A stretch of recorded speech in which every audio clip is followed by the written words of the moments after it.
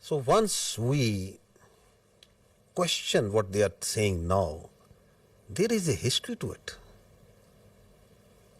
of killing innocent people for their political objectives, pinning blame on Pakistan, covering it up by further killing innocent Kashmiris and Muslims and posing them as terrorists. Go to the next slide and listen to the truth of Pulwama by the governor of Kashmir at that time, the Indian Kashmir at that time. So what's happening now? Is it something different? It's the same playbook. That is why we say that this drama of this mantra of cross-border terrorism from Pakistan,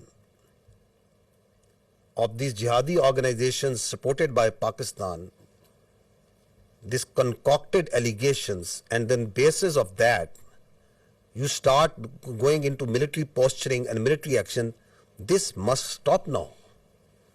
And that is why the government of Pakistan very rightly said that if you have any evidence, put it front to an independent, neutral commission and let them examine it. Nobody gives you the authority to become the judge, jury and executioner. And that's what exactly India is doing right now. What Indians started doing, because this has also a linkage of that hubristic, that aggressive mindset that you see right now at play in Indo-Pakistan, in South Asia and in the world right now by the India. What they started doing it, that they started crushing the people of Kashmir and the Muslims and the minorities over there.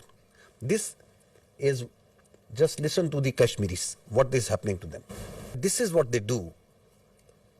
Kashmiris, people who inadvertently crossed line of control, on different pretexts, they hold these Pakistanis, these Kashmiris, in different prisons, in locations, and then torture them, then kill them, and then pose them as infiltrators, as terrorists.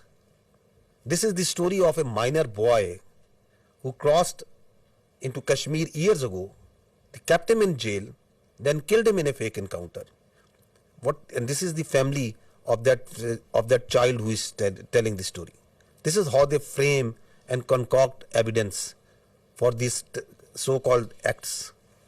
This boy, in October 2013, this minor was taken into Indian custody and they killed him in October 21 on the charges of being a terrorist. What they did after Pahalgam, opened up the same playbook.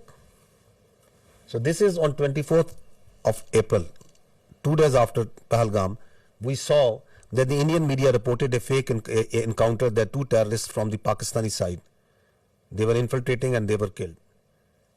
Look at their bodies, these so-called terrorists. They are two citizens more than 50 years old from a divided village, two Pakistani citizens from the Pakistani side of Kashmir.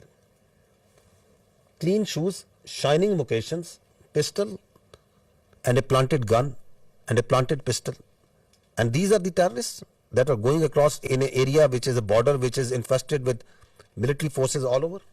And once the media went to their village and to ask the truth, listen to what the villagers tell up. The CNN team went to this village a few days ago and they went to the same village and what he found about the reality.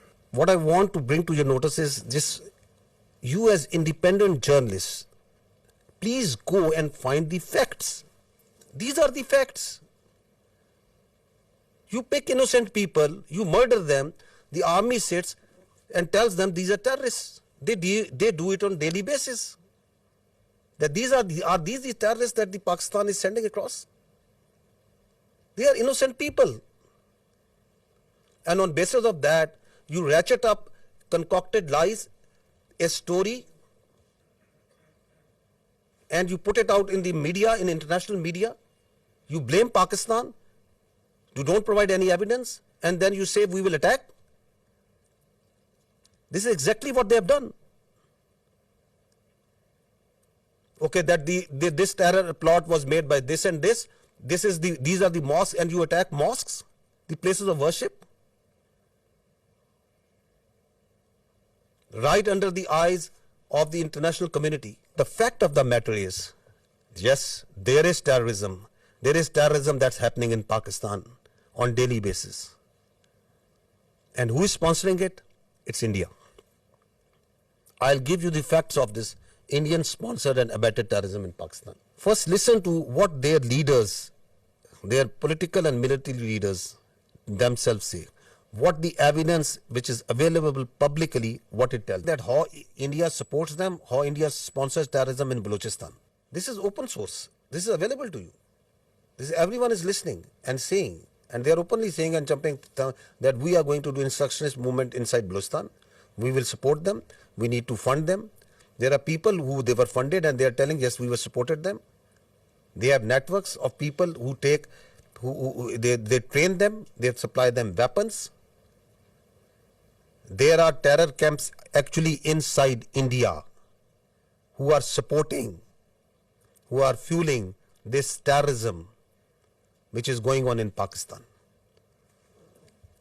This is Aslam Achu, a known terrorist of the Indian-sponsored terrorist groups in Balochistan. He's lying in a bed in India once he got sick. This is the spokesperson of the Baloch Liberation Army. Once the Jafar Express, this horrendous terrorist act happened where innocent civilians were killed in the train. Where was he? He was being taken by the Indian media, and he's glorifying that act of a defunct, internationally recognized terrorist organization. Listen to him. Where is he sitting? Which country's media is glorifying this terrorist act? Now look at this way of this video that once the Jafar Express happened. This is a video that was shot exactly at the time when the train was blown up by the terrorists. Where was this video given? From where it was aired first time on the electronic media? India. Made a video. And who is the one who is airing it? The Indian media. Who is supporting that and celebrating and glorifying that terrorist act? Indian media. This is the evidence that we put in January of 24, the Foreign Office of Pakistan. Are they only involved in Pakistan? No, they are involved elsewhere also. They are involved in Canada also. They are involved elsewhere in the other countries also. You must have heard it again and again, but just to understand that why they are doing this, what they are doing right now, is because they don't want the world to ask these questions. You yourself support terrorism. You yourself mastermind terrorism. You yourself execute transnational killings. And at the same time, without any evidence, you concoct stories. And then on the pretext of those false presumptions, you carry out military aggression against innocent citizens. They are also responsible for transnational killings.